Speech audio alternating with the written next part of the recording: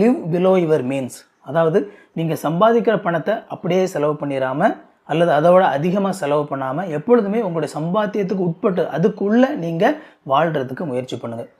இந்த மாதிரி சொல்லும்போது ஒருவேளை கொஞ்சம் நிறைய சம்பாதிக்கிறவங்களுக்கு இதை செய்கிறது கொஞ்சம் ஈஸியாக இருக்கலாம். கொஞ்சம் குறைவான சம்பளம் வாங்கக்கூடியவங்களுக்கு அவங்களுடைய அந்த வருமானத்துக்கு உட்பட்டு வாழ்கிறது அப்படிங்கிறது கொஞ்சம் கடினமானதாக தான் இருக்கும். ஆனால் உங்களுக்கு எதிர்காலத்தில் நல்ல ஒரு வளர்ச்சி வேணும் அப்படின்னு சொல்லி ஆசைப்பட்டீங்க அப்படின்னா நீங்கள் கொஞ்சம் கஷ்டப்பட்டாவது உங்களுடைய வருமானத்துக்கு உட்பட்டு நீங்கள் வாழ பழகி தான் ஆகணும். வேறு வழி கிடையாது. எந்த அளவுக்கு நீங்கள் உங்களுடைய செலவை சுருக்கிக்கிறீங்களோ அந்த அளவுக்கு உங்களுக்கு நீங்கள் சம்பாதிக்கிற பணத்தில் உங்களுக்கு மிச்சமாகும். அதை நீங்கள் சரியான விதத்தில் நீங்கள் சேவ் பண்ணி இன்வெஸ்ட் பண்ணிங்க அப்படின்னா லாங் டேர்மில் இது உங்களுக்கு கண்டிப்பாக ரொம்பவே பிரயோஜனமாக இருக்கும். உங்களுடைய வருமானத்தில் குறைஞ்சபட்சம் ஒரு 10% நீங்கள் சேவ் பண்ணுறதுக்கு ட்ரை பண்ணுங்கள். இது நான் சொல்கிறது மினிமம். மேக்ஸிமம் நீங்கள் எவ்வளவு சாக்ரிஃபைஸ் பண்ணி உங்களால் சேவ் பண்ண முடியுமோ அந்த அளவுக்கு சேவ் பண்ணிக்கோங்க. ரொம்ப முக்கியமாக இளைஞர்கள் அவங்க கல்யாணம் பண்ணுறதுக்கு முன்னாடி வேலை பார்த்தீங்க அப்படின்னா அந்த காலகட்டத்தில் நீங்கள் கொஞ்சம் அதிகமாக சேவ் பண்ணுறதுக்கு ட்ரை பண்ணுங்கள். அட்லீஸ்ட் ஒரு 50% வரைக்கும் உங்களுடைய வருமானத்தில் நீங்கள் சேவ் பண்ணுறதுக்கு ட்ரை பண்ணுங்கள். ஏன்னா இந்த சேவிங்ஸ் உங்களுக்கு ஃப்யூச்சரில் கண்டிப்பாக பல விதங்களில் கை கொடுக்கும். இன்றைக்கு இளைஞர்கள் விளம்பரங்களை பார்த்து நிறைய நேரங்களில் தங்களுடைய பணத்தை இழக்கிறாங்க.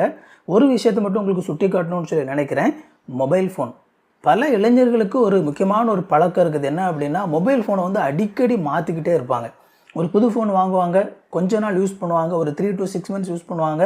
ஒரு புது ஃபோன் வந்த உடனே இதை கொஞ்சம் கம்மி ரேட்டுக்கு அப்படின்னு சொல்லி விற்றுட்டு அதுக்கப்புறம் கொஞ்சம் எக்ஸ்ட்ரா போட்டு புது ஃபோன் வாங்குவாங்க. இந்த மாதிரி பண்ணிக்கிட்டே இருப்பாங்க.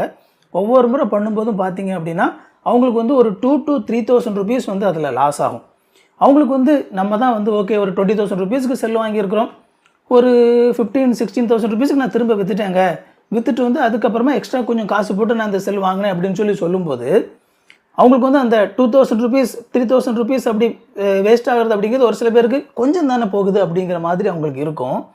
ஆனால் நீங்கள் கொஞ்சம் தொடர்ந்து நீங்கள் கால்குலேட் பண்ணிகிட்டே இருந்தீங்க அப்படின்னா அவங்களுக்கு ஒரு 2 years 3 yearsல அவங்க செல்லு மாற்றுறதெல்லாம் பார்த்தீங்க அப்படின்னா ஒரு ஹியூஜ் அமௌண்ட் அவங்க அதில் லாஸ் பண்ணியிருப்பாங்க. ஸோ இது ஒரு பயங்கரமான ஒரு ட்ராப். நிறைய இளைஞர்கள் இதில் நிறைய பணத்தை வீணடிக்கிறாங்க.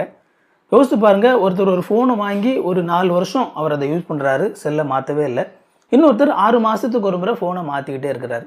ஸோ இந்த மாதிரி இருக்கும்போது மாற்றிக்கிட்டே இருக்கிறவருக்கு எவ்வளோ பணம் செலவாகும் அப்படிங்கிறது கொஞ்சம் யோசித்து பாருங்கள். ஸோ இந்த மாதிரி உங்களுடைய பணத்தை நீங்கள் வீணாக்காமல் கவனமாக நீங்கள் சேமித்து அதை பத்திரப்படுத்தி வைங்க. கண்டிப்பாக அது உங்களுக்கு பல விதங்களில் உதவி செய்யும். உங்களுக்கு வர்ற வருமானத்துக்குள்ளேயே நீங்கள் செலவு பண்ணுறதுக்கு உங்களை நடத்துறதுக்கான ரொம்ப முக்கியமான விஷயம் என்ன அப்படின்னா சரியான பிளானிங் அண்ட் பட்ஜெட்டிங். ஸோ நீங்கள் என்ன செலவு பண்ணணும் அப்படிங்கிறத சரியாக பிளான் பண்ணி நீங்கள் பட்ஜெட் பண்ணி அப்படி நீங்கள் செலவு பண்ண பழகினீங்க அப்படின்னா நீங்கள் தேவையில்லாத செலவுகளை நீங்கள் அவாய்ட் பண்ணி அந்த பணத்தை சரியான விதத்தில் நீங்கள் சேமித்து வச்சு அதை இன்வெஸ்ட் பண்ணலாம். அண்ட் இதே மாதிரி இன்னும் நிறைய யூஸ்ஃபுல்லான வீடியோஸ் நம்ம சேனலில் இருக்குது, போய் பாருங்கள். இந்த வீடியோ பிடிச்சிருந்த அப்படின்னா அந்த வீடியோவை லைக் பண்ணுங்கள். இது வரைக்கும் சேனலை சப்ஸ்கிரைப் பண்ணல அப்படின்னா சேனலை சப்ஸ்கிரைப் பண்ணிக்கோங்க. உங்களுக்கு நோட்டிஃபிகேஷன் வேணும்னு நினச்சிங்க அப்படின்னா அந்த பெல் பட்டனை கிளிக் பண்ணிக்கோங்க. இன்னும் ஒரு யூஸ்ஃபுல்லான வீடியோவில் சந்திப்போம் friends. Thank you. God bless you.